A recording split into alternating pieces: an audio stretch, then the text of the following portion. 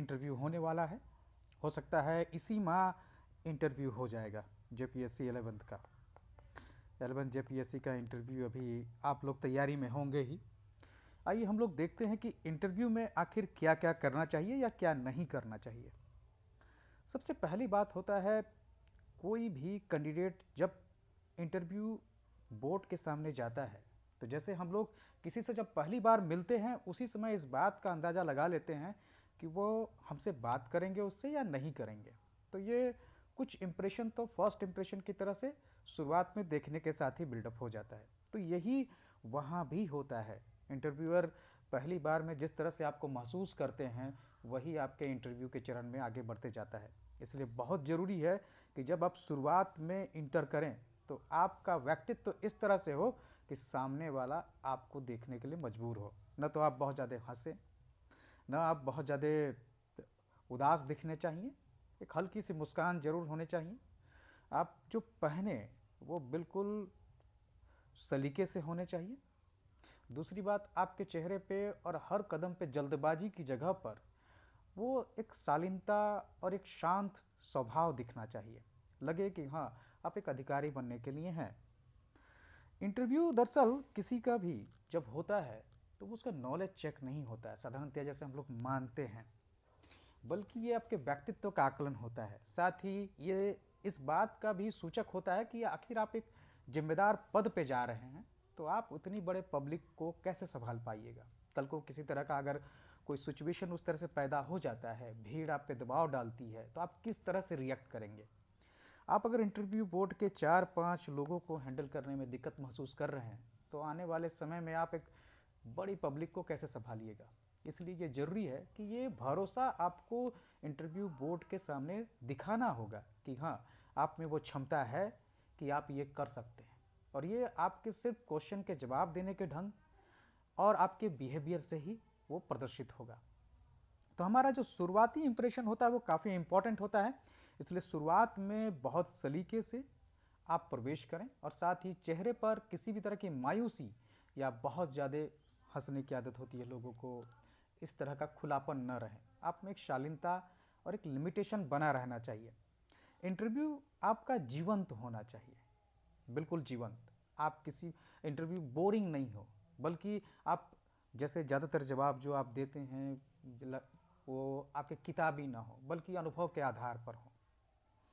तो ये भी ध्यान रखना है कि आप सभी के साथ इंटरेक्ट करें, सभी को आप जिस तरह भी ग्रीटिंग्स करना चाहें आप वो ग्रीटिंग्स कर सकते हैं, चाहे नमस्कार बोलना हो, गुड मॉर्निंग, एनीथिंग जो भी आपको अच्छा लगे आप वो कर सकते हैं। लेकिन आप सीट में बैठने के बाद में जैसे आपको इंट्रोड्यूस योर सेल्फ की बारी आती है तो आप अपने बारे में जो चीज़ें बताते हैं उसी के आधार पर आपका इंटरव्यू तय होता है।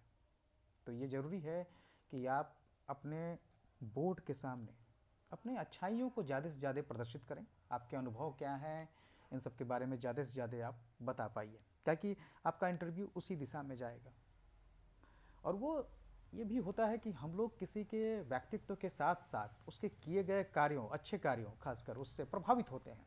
उससे अनुमान लगाया जाता है कि हाँ इसने कुछ किया है ज़िंदगी में, आगे भी करेगा। तो ये चीज़ भी मायने करता है। आपका जो इंटरव्यू होना चाहिए इस बात का ध्यान रखें कि वो फैक्ट आधारित ना हो, बल्कि हर इंटरव्यू थोड़ा इस तरह से हो कि उसमें कुछ भावनात्मक, सामाजिक, अन्य बातें शामिल हों और हर एक प्रश्न के साथ जो उत्तर आप दें उसमें कुछ संकेत छोड़ते जाइए, ताकि आगे के लिए आपकी इंटरव्यू की दिशा वो उसी के साथ चले। बिल्कुल किसी प्रकार के टेंशन में ना रहें। साथ ही नेगेटिव उत्तर से बचें। जितना हो सके ऐसे सवालों के जवाब से बचें। आपको नेगेटिव उत्तर नहीं देना। आखिर आप एक एडमिनिस्ट्रेटर के तौर पर जा रहे हैं तो आप एक प्रशासक के तौर पर किस तरह की भूमिका में होंगे। आप समस्याओं के समाधान के रूप में जा रहे हैं तो ये ज़रूरी है कि वो आपका वहाँ दिखे। तो इसलिए नेगेटिव उत्तर से बचिए। कई बार नेगेटिव उत्तर देने के कारण में या कई बार खींच आ जाने के कारण या आपका गुस्सा अगर चेहरे पर दिखने लग गया या परेशानी दिखने लगी तो इंटरव्यू बोर्ड के सामने उसका एक नेगेटिव इम्पैक्ट पड़ता है। तो इसलिए ज़रूरी है कि बहुत संयंत्र रहें, शांत रहें। आपकी भाषा की शालीनता आपका दूसरा मजबूत पक्ष है। पहला आपका व्यवहार हो गया, दूसरा आपकी भाषा।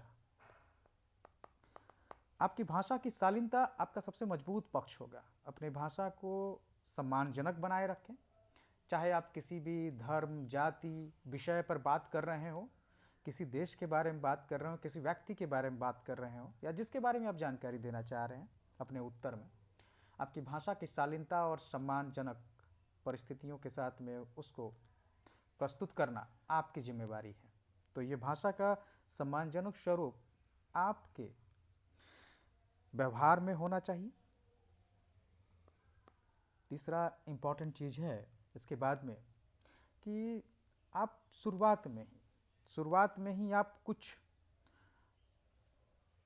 एक्सपेक्टेड क्वेश्चंस का लिस्ट तैयार कर लें।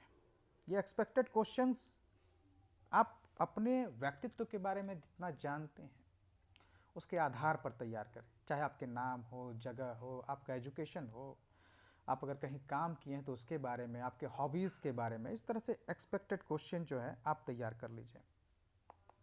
इसके अलावा इसको दो कैटेगरी में आप बांट सकते हैं। एक जो लगता है कि आपको पूछे ही जाएंगे, जो साधारणतः पूछे जाते हैं, हॉबी से रिलेटेड हो गए हैं, अगर आप इस पोस्ट में गए तो क्या करेंगे, ये सब तरह झारखंड की समस्याएं, इस तरह के कुछ जो बहुत ही मोस्ट एक्सपेक्टेड है, और कुछ सवाल आपके जो है लिस्ट एक्सपेक्टेड होंगे। तो ये दो तरीके से जो है आप सवालों को तैयार कर लें। पहले से ही अगर आप कम से कम 50 सवाल कर लेते हैं तो ये आपके लिए काफ़ी बेनिफिशियल होगा। हो सकता है उसी के आसपास आपके क्वेश्चन रहें, तो ये आपको देख लेना है। इसको भी एक्सपेक्टेड सवालों का आपको जगह अपने लिए एक लिस्ट तैयार कर लें, इसके उत्तर भी देख लें। आप चाहें तो किसी अनुभवी से या फिर आप अपने दोस्त यार के ग्रुप बनाकर इस तरह के सवालों को उत्तर भी तैयार कर सकें। अब आते हैं कि करना क्या है इसमें। फिर आपके एक्सपेक्टेड क्वेश्चन तैयार हो गए। अब इसमें दो चीज़ें हो सकती हैं। पहला नंबर, ग्रुप बना लें। ग्रुप बनाकर जो है आप तैयारी करें।